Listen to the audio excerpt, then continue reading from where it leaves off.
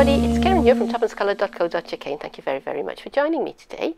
I've seen a lot of this style of card on Facebook, on Pinterest, on YouTube, on Instagram. Anywhere you care to look, everybody has been making these impossible cards. Now, the card pattern itself is based on, it's a kind of a magic trick.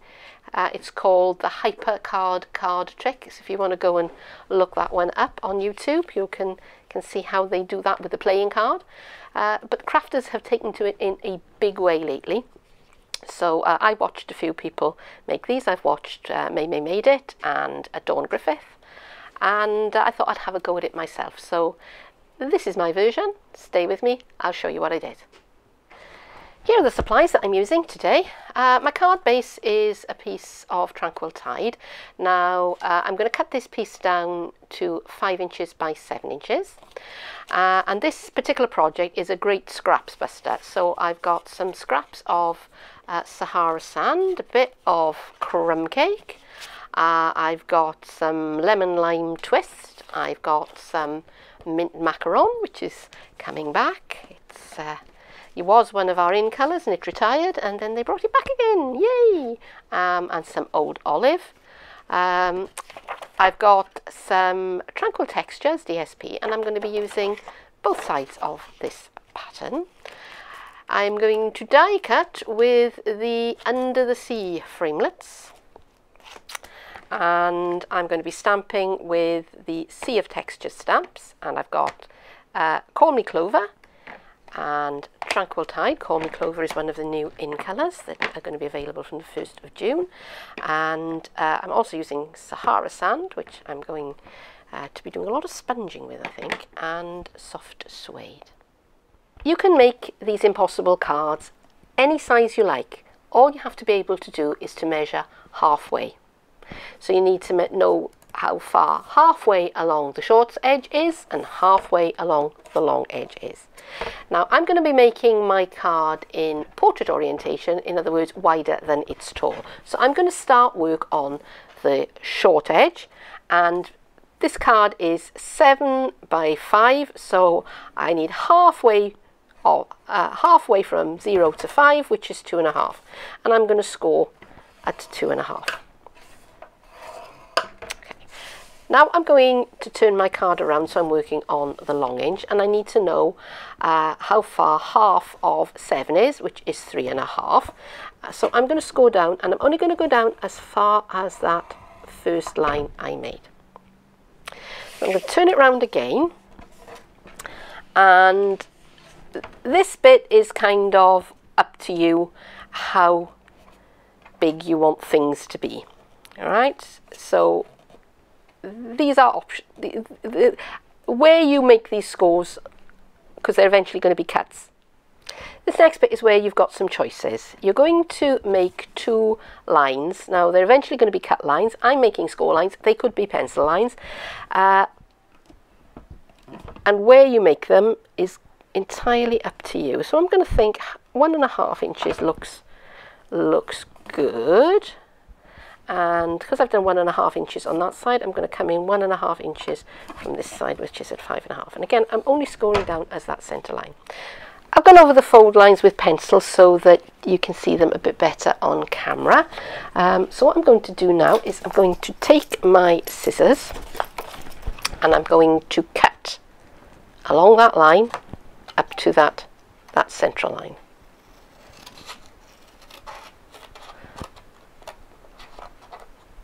And yes, you could do this with a craft knife, of course you could. I'm going to turn it round and I'm going to cut these 2 lines.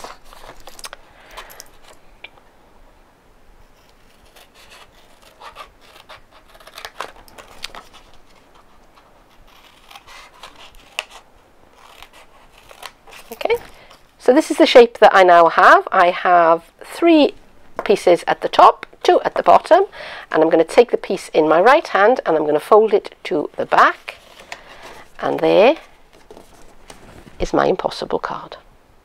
I've cut these shapes out of soft sea foam and they are looking a little bit blank at the moment, so I want to stamp on them with the matching stamps from Sea of Textures.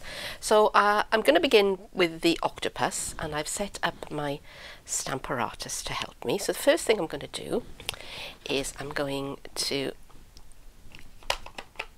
ink up my octopus, and then I'm going to stamp it onto this piece of scrap paper which I've got set up in my Stamparatus. Now this is just going to be a registration shape for me, so I'm not going to worry too much about the inking. Okay, now I'm going to take this piece, which I've just die cut the octopus out of a piece of scrap card, and I'm just going to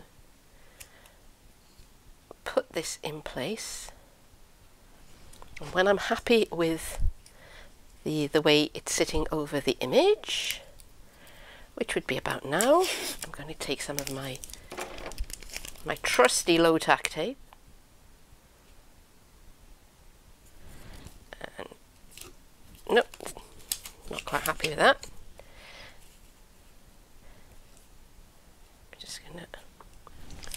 Got a little bit of a corner going on here that's stopping me from sit.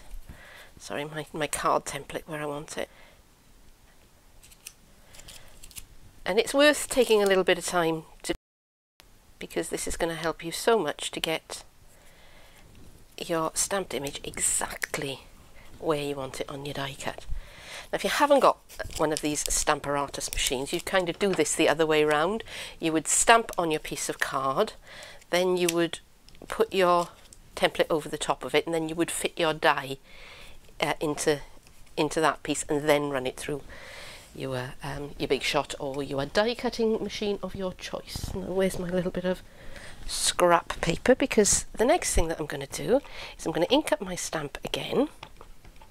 And because I want quite a faded, just this piece of very scrap card, as you can see, it's been well loved, or perhaps mistreated is the proper term.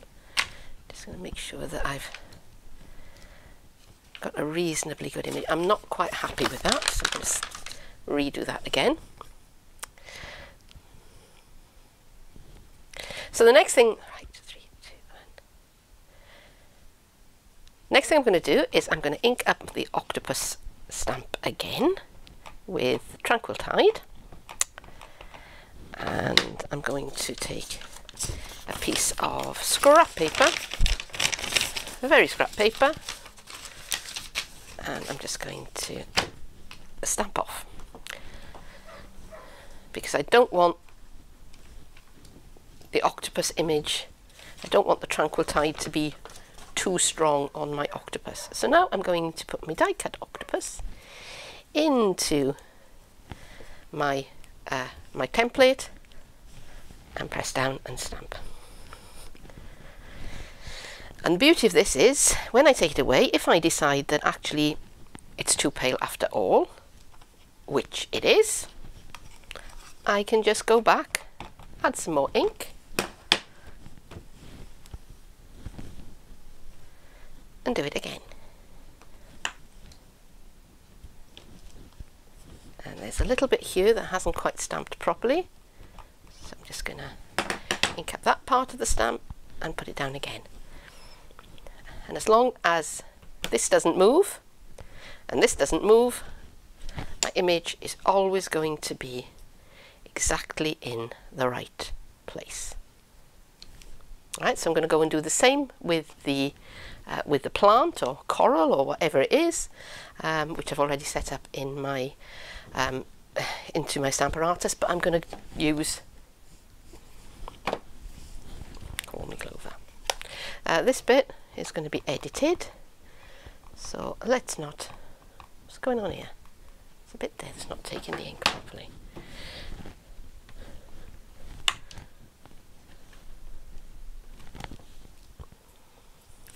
Okay, so that's going to be tidied up with a little bit of, yeah.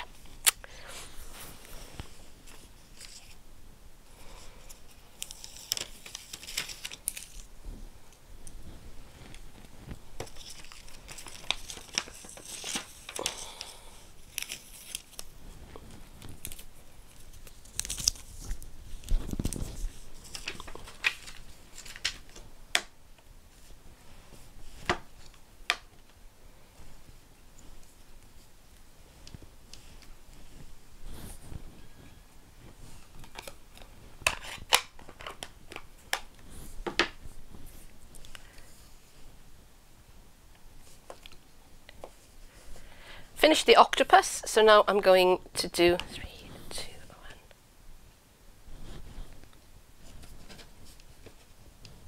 1. Finished the octopus, so now I'm going to do the bit of coral. I've got it mounted up already on my Stamparatus plate. I just need to take that up, flip it round and turn it over. And isn't that great?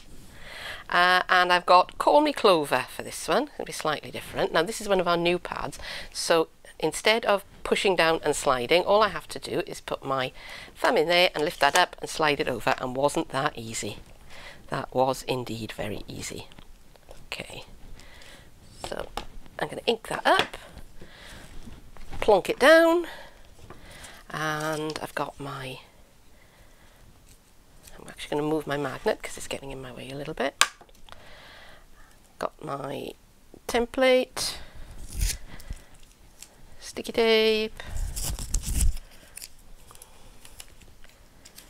and this is great if you're doing multiple images, multiple stamping. Say you were doing a lot of birthday party invitations or something like that, and you wanted to do a lot of stamping in exactly the right place. This works beautifully for that, because you haven't really got to think about positioning anything once you've done the one. The Impossible card at the moment is very, very plain, and it's a little bit wobbly as well. So I need to do something about both of those things. So I'm going to begin by putting some mats and layers of paper and card onto my background. So I've cut a rectangle of my DSP, or my chosen pattern, and it is 3 1/4 inches, I believe, by 4 3/4 of an inch, which is about 1/4 of an inch smaller all round than my this half of my background card. Now I can't just plonk it on there as it is, because we've got this interesting L shape thing going on. So what I'm going to do, I'm going to bring my DSP in behind my card, and I'm going to mark where that folds over, and I'm also going to mark there.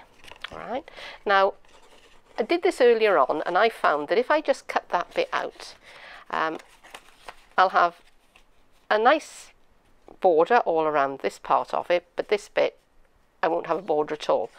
So I have to adjust this one a little bit more. So what I'm going to do is I'm going to measure a further 1/4 inch in from that side, and I'm going to line that up and draw another line. Actually, I didn't really need to draw a line there, because the next thing we're going to do is to pick up my craft knife, and I'm going to slice my way down the card, and the same thing again on this piece. So I'm going to put my blade where my lines intersect, and there you go. So now I have 2 pieces, one which I hope will fit nicely on to there, and one which will fit nicely on to there. So I'm going to take my liquid adhesive, and I'm going to stick those pieces down, and then I'm going to start work on the panel for the back of the card.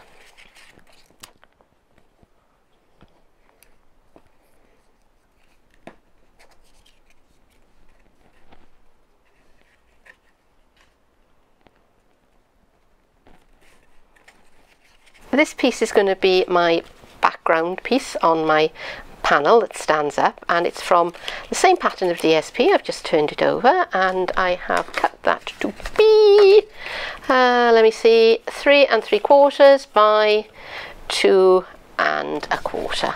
Okay, so I've got a variety of stamps mounted up here. I've got some scrap paper for stamping off if I want to. I've got a Call Me Clover, Tranquil Tide, Sahara Sand, and Soft Suede. So I'm going to be doing bits of stamping with all of those colours, and I've also done some die cutting. So I've got some pieces here, and I'm probably going to sponge some of those. So this is going to be fast forward, and I'll give you some music to listen to, and I'll be back when I'm done. So I'm going to start with this stamp and the soft suede.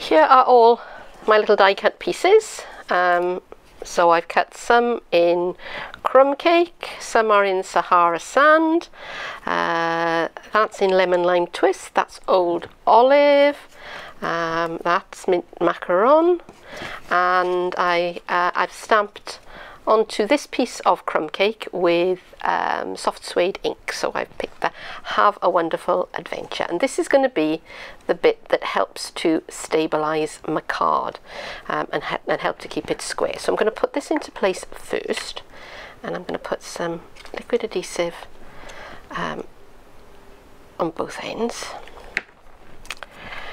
and I am going to line that up with the edge of the mat. And I also did a bit of sponging onto my card here as well, because it seemed to need it. And now that is going to help to keep that card in the shape that I want it to stay into. All right, so I cut two of these net pieces. Now they aren't the same as the net stamp. Obviously you can see they're a great deal larger, and these, so this is going to be glue on the back of the hand trick, and I'm just going to dab that away into a few places like so. And again, if you've got sensitive skin, I don't recommend doing this trick, although the PVA adhesive, the Tombow adhesive is you know, it's pretty gentle, but obviously you know your own skin best, because guess what, you're living in it. But you could always wear gloves, or you could put your adhesive down onto a bit of plastic. So I'm just going to move that a little bit, and it is going kind of outside of my DSP mat a little bit, but that doesn't really matter. I'm not really going to worry about that. Okay, so around here I'm going to have one of these tall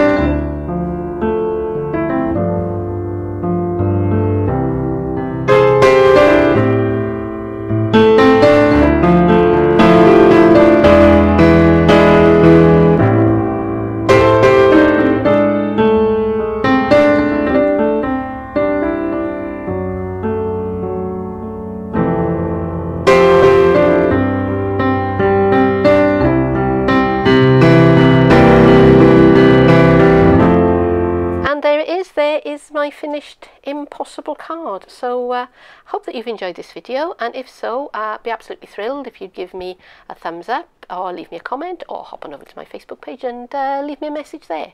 But for now, thank you very much for joining me, and I hope I'll see you again soon. Bye bye.